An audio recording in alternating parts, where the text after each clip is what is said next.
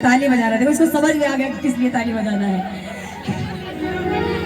कि कुर्सी बगावल तार तछवा के नाप के चाप के काला गाल तारा बाप के बैठ चाप के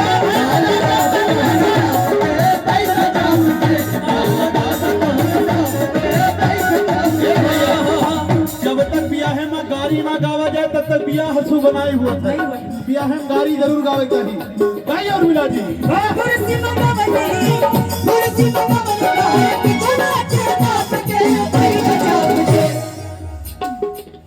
ना लगल तारा बाप के बैठ चाप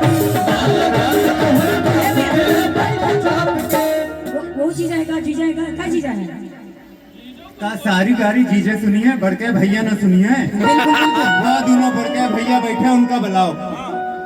दूल्हे राजा के बड़े भाई हैं। अच्छा, दूल्हे राजा के बड़े भाई हमारे भी बड़े भाई हैं भाई। हम उनको नहीं करियाएंगे। हाँ, हम उनको नहीं करिए। लेकिन स्टेज पे बुलाओ तो। लेकिन स्टेज पे भी सबको बुलाएंगे, दूल्हा दुल्हन को बुलाएंगे, सबको बिना बुलाए जाने नहीं देंगे किसी को भी।